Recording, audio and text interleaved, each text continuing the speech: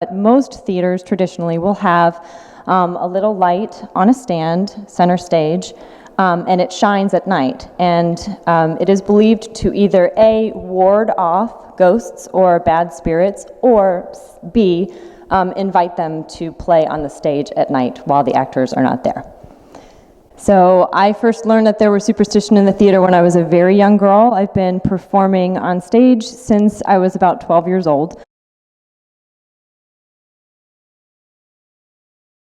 And you're not allowed to whistle in the theater, and that is because back, I think it was Shakespearean times, original stage crews were sailors that were in port because they had excellent rigging skills. They were asked to come in and do all of the rigging and the scenery, and they had a very extensive whistling code with each other.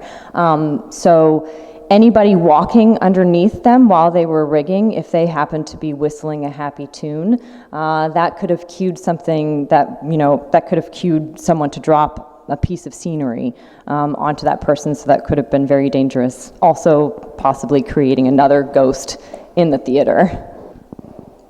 So this piece is called Tragedy, and it is based and inspired by the ancient Greek Thespis, who invented the comedy and the tragedy masks. This is his mask. It is painted on discarded theatrical theater velvet, curtain, and scrim, and he actually disappears when you walk around him. If you were physically here, if you walk all the way around him, he disappears from side to side. A lot of people, a lot of actors will associate bad happenings and they'll blame it on Thespis.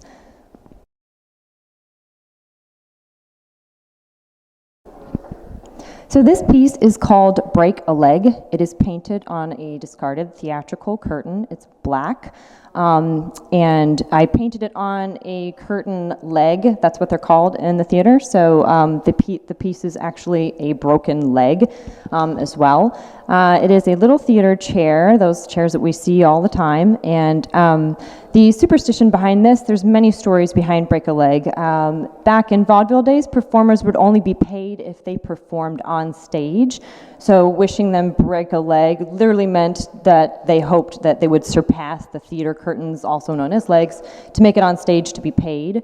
In Shakespeare times, break a leg was also meant to actually bend your leg to take a bow. In Elizabethan times, instead of clapping, audiences would bang their chairs against the floor, oftentimes breaking the actual leg of the chair. And then in ancient Greece, they didn't clap, but they stomped their feet instead.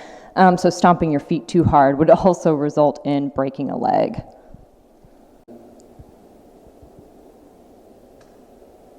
This piece, these three pieces, are called the Scottish Sisters.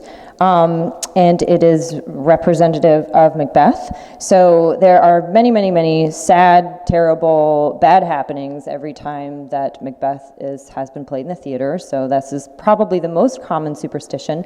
But it does derive from the three witches that are in the play. And these are each of the sisters in three different fonts, and there are their incantations, which is why they believed the incantations were causing these bad things to happen. My favorite theater superstition is probably has to do with the Scottish play. I think that there's so much history just in that play alone, and so many people blame so many different happenings with that particular superstition. And I love the fact that it derives from three sisters, and I'm actually one of three sisters. We're right now in the Sheen Theater, right? Mm-hmm. And are there certain things you're not supposed to do in the theater itself? Well, you're certainly not allowed to mention the Scottish play inside the Sheen Center Theater.